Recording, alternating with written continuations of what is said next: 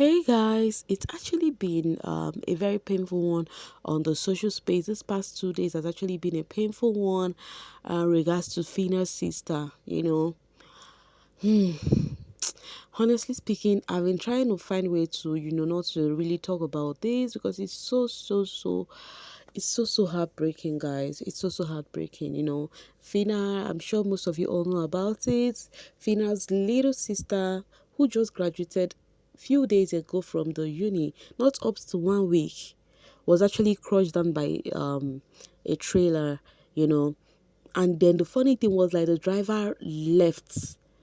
It was actually the lecturer from the uni who traced the driver and gets him, hold him up. Meaning that if nobody had followed that driver, he would have actually gone scot-free.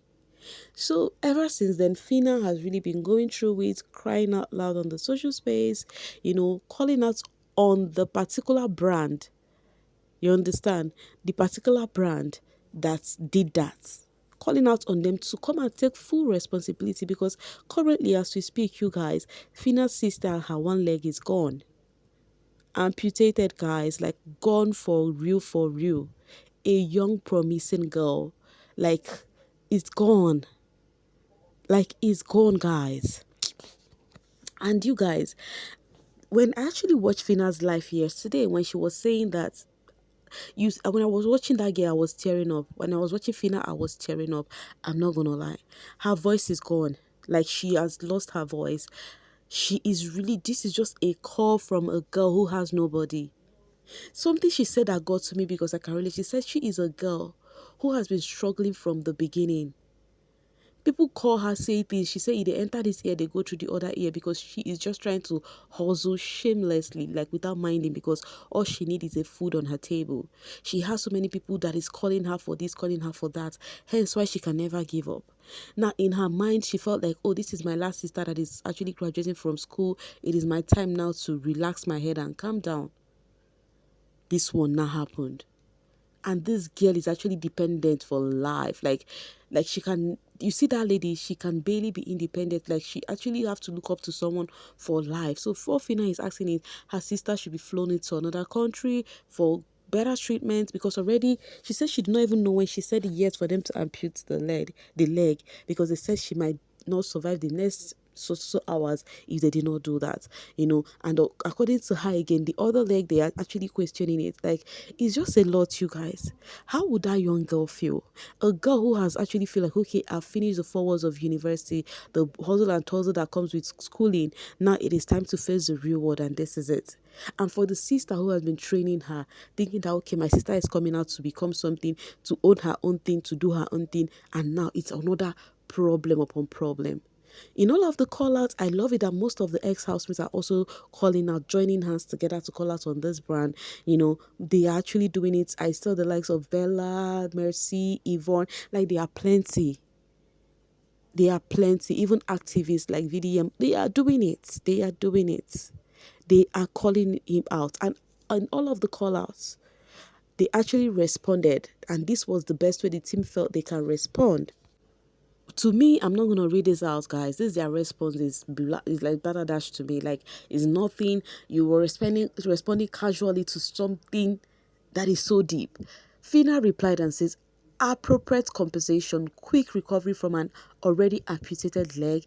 What necessary speed are you talking about right now? Let's not forget the bike man who is also in a very critical condition. Imagine that. So the bike man is also going through it, but no, nobody knows the bike man, so they will not talk about it. You see this life, things they occur, you guys. Things are really happening. Phyna, I'm just, my best wishes, because this kind of thing, you don't even know what to say. This kind of thing is just like, the deed has been done. This lady's leg is like, it's gone. Guys, it's so painful, I won't lie. And they're talking about it like it's nothing. Oh, we with the team have actually seen, we are wishing her quick recovery, as if it's somebody that has fever, or somebody that have malaria, somebody that have typhoid. Honestly speaking, anyways, I choose not to talk about this because I know I don't want to really go deep on this, but it's fine. My prayers is with you and your family, Phyna. My prayers is with you guys. All right, guys, let's just switch up. Okay, let's continue with the gist, you guys. So It's well, oh, it's well. Anyways, guys, the housemate, after the pool party had questions and answer from Kola'S end, right? It was actually a very deep question and answer. The question that comes with which three housemates do you think will probably win this season? Which three housemates do you feel are the influential housemate this season? Which housemate do you feel is the best dressed or the least best dressed? You know, in all of that. So in all of this question being asked, when most of them pointed at Emisi when it comes to aesthetics, low aesthetics. Emisi gets it all. You know, when it comes to the all the negative things, Emisi gets most of them. And it's fine. You know, it's fine because it's their choices, whatever. You know, according to some of them try to answer in a very demure way, like Mide said, oh, not like she is the least, but according to her, Mide, she said, that is her own unique way. So they just actually pointed on her in so many ways. Now, it not taking me back to her diary session where she said they're actually underrating her and all of that. But the truth is, when people were saying this, somebody said something that got to my ears that talking about underrating Emisi, it is the picture she painted for the housemates that they would actually use for her. And that is so true.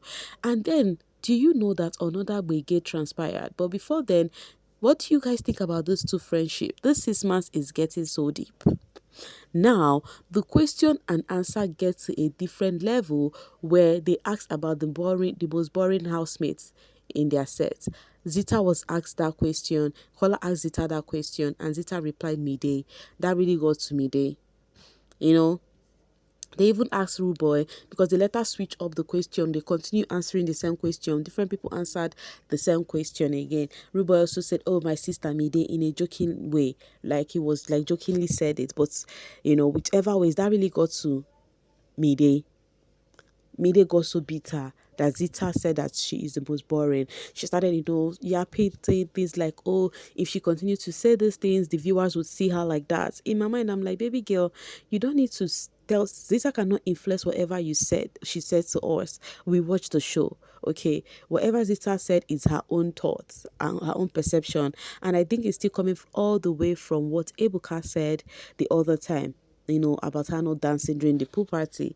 Now, this was actually going on. I noticed that after during then what was it called? Um Dede and Joanna was having their convo. They were all very close, discussing about sheep in the house. How the name Joanna was like, oh, whatever Victory is trying to do, she is not in for it. And Dede was like gisting her, telling her, oh, me, I've been in that show. These people, they will not listen and all of that. They were having all those girly convo afterwards, and I'm in my mind, I'm like, it sure say me this friendship between Joanna will not get to her, that she will not think somebody is taking her friend's attention from her. Before you know it, guys, the camera ensued on Dede and Mide having disagreement outside the garden at the wash area.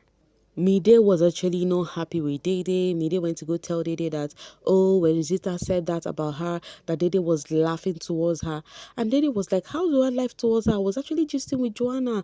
Like, how did I laugh towards her?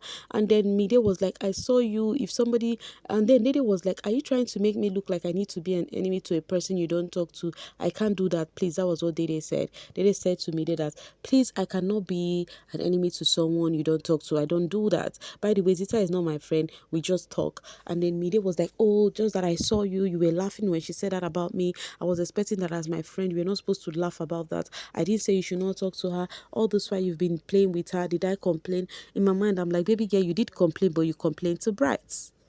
She did complain. She said it to Bright that, oh, that Zita went to go and be playing with, and it was last pool party too. That was when she complained about that, because Zita and Dede was playing with the water gun. Yes. So anyways, they had their disagreements. Dede said, oh, I did not laugh. Whatever I was laughing about was with Joanna. And maybe I turned towards her to look at what she replied, and not because of I was laughing at you. She said her thing, and then they argued front and back, and that was it. They now settled it, and they were like, oh, let's stop talking before people would think we're actually having disputes because of something that is not there, and that was it. Normally, friendship are meant to have disagreements, and that's okay. But what do you guys think about this? Two friends, many people already on the social space are praying for Mide and Dede not to be together again because they prefer the friendship of Joanna. And I'm like, okay, oh, Nuna Sabio. Hey, but you guys, that boring tag really got to me. She was complaining to Bright and Kola on how that girl has been saying that to her, that she can't wait for Sunday to come, that if she would be evicted, she would laugh her so bad. They will see who is boring. And I'm like, hey, Wahala, that means if Zita go this Sunday, Mide go laugh her. Mide says she is going to put up a show. So we're going to see if Mide's show is going to be like that of Wani, ex-handy, the day Ruti left. Or is she gonna do less? Let's see. Because she said she is waiting for Sunday first, that she's not gonna do anything now until Sunday. She would see if who is going home, and then they will know. Meaning in her mind, they will see who is boring, who is going home first. That is what she's trying to say. Anyways, Lorna says Dede says she can't inherit anyone's enemy, but she told Jason that he went to kiss Sultana that she has issues with. So he should have inherited someone's enemy, but you can't inherit Mide's own. What do you guys think about what Lorna has said? So Lorna said for Dede to actually tell Mide that she cannot inherit her beef, but was pissed at Jason about Sultana's own. Do you guys feel like it's related? Let me know what you think about that opinion there. And also, you guys, these two friendship, the way I'm looking at them, I don't want them to actually have this rifts. I don't know why I have this strong feeling that Ebuka is gonna shake table, but whichever ways, we pin regardless. Okay, we pin, but these two, they are getting more cozy. That is one thing I know for sure. Dede is getting comfortable with coins so much. Anyways, guys, I will drop it here to leave the rest for you guys in the comment section. Thank you so much for always staying with me. Please do not forget to like and share this video. Bye for now, babies.